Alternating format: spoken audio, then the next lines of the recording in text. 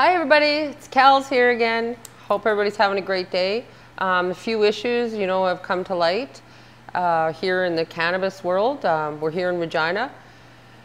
One of the things was the application for the recreational stores has come out. There's been a lot of talk and controversy about what the Saskatchewan government's doing. I mean, it's a first step. It's just like the legalization across the country. Each province is trying to get it right. I did notice one thing in the rec application is that the government said that medical would be revisited again in 5 years. 5 years. So I don't know what we're supposed to do in those 5 years. I know that Tammy Jarbeau, the spokeswoman for Health Canada, has stated that it's at the provincial level to be able to have medicinal stores. So now what we need to be doing is writing our local government, reaching out as much as you can, talking to as many as you can, stating that, we want a medical system here in Saskatchewan. Just like me, Kel's motto is patients helping patients.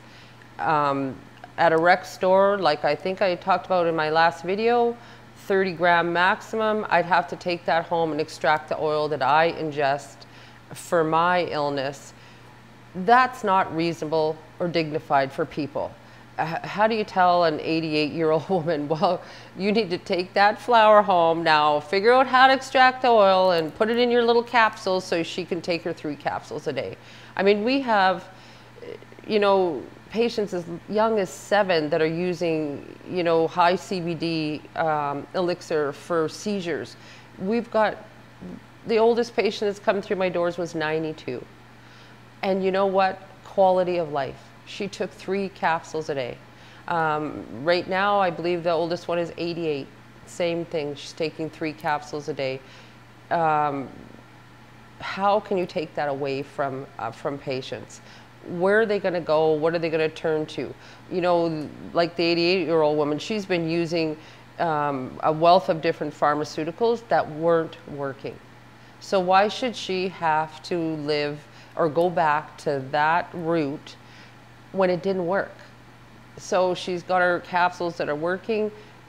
That should be reasonable for people. It shouldn't have to be, like I said, extracting your own oil, making your own edibles. Why should you have to do that? You don't go to a pharmacy and they tell you, well, here's a few products, go home and make your insulin. That doesn't happen. And you get to figure out, you get to decide which pharmacy that you want to go to. That's how medical should be. The province should step up, get it right, put Saskatchewan in the forefront, license and regulate shops, make people go through the criteria that they want, meet it, and if they meet it, allow them to help people. Write your local MLA, write our SAS party, Scott Moe, Gord Wyant, Don Morgan. We need these people to realize that they need to step up. It's at the provincial level. You guys have the power to change. Educate yourself. Reach out to me or someone that's using cannabis. Let them hear their story. Find out how you can help. We could have a 2-tiered system here in Saskatchewan, not just a recreational store that you're going to, throw millions of dollars at policing because you're worried about what's going on there.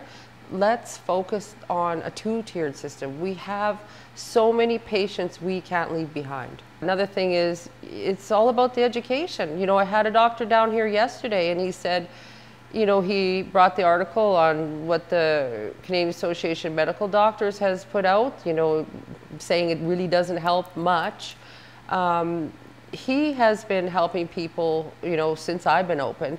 And he said the most amazing thing was to have his patients come back in and he asked them, how's it working for you? And, one woman, migraine sufferer, she said, this was in October. Well, I haven't had a migraine since July 12th. Like he said, she knew the date because it's life-changing when you finally find something that works and you can have your quality of life back. If you don't have your health, you have nothing. And people who, have not had any kind of health crisis, it's hard for them to understand that. I know, different media stuff we've done. I've seen comments where people are like, well, what's the big deal? Grow your own, you know. Well, if you're smoking cannabis, well, then there's something wrong with you. Or it's not like that. It's about educating the public. So I've tried to do as much as I can, you know, with education surrounding cannabis over the last year and a half, 2 years. A lot of people have showed up at different events, come in here, spoke to us, and it changes their attitude. It's not something I believe that is addictive, like the narcotics that are prescribed to people. You know, I know many people that have used cannabis for most of their lives. They can go away on a hot holiday, not use anything. I don't see them going into withdrawals or climbing the walls. It's like, what's the big deal? That's one aspect of that. I have had many addicts come through our doors, addicted to all kinds of opiates, different things. I've had addiction touch my family. Most people who know me, you know, my son was an addict. We ended up losing him to sepsis. But when he cleaned up, we talked to him about cannabis because, you know, his just mind would never shut off. And it's like cannabis can help you with that. But by then he had gone to the rooms, you know, the NA or AA, which I believe are amazing places. I believe they need a little more education because to them they feel if you were an addict using a drug, if you know, switch to cannabis, that's just trading one drug for another. Well, no, it's not when you're using it for medicine. And a lot of addicts out there, you know, that have come here aren't taking any of those drugs anymore. They're not going to the places where they know they can buy someone's prescription or paying $80 for an OxyContin on the street or $300 for a fentanyl patch. They're using, a lot of them, just a small dose of cannabis. And it's changed their lives. They're getting back into the workforce. They're getting their families back. They're seeing their children. You know, it's changing lives. I don't know what everyone's so scared of. You know, so we have that aspect of it. We have so many people that come in every day, you know, just want to learn about just the cannabidiol, you know, the CBD. No psychoactive effect at all. Here in Canada, CBD is still a Schedule II drug, which means illegal without a prescription. And that's more of the education that's needed because, you know what, I can walk into a lot of stores now, you know, small mom and pop shops that are like health food stores, gym places, all different kinds, and now they're selling CBD thinking, you know what, it has no psychoactive effect, there's no big deal, I can sell this to people. Really, it's still a Schedule II drug.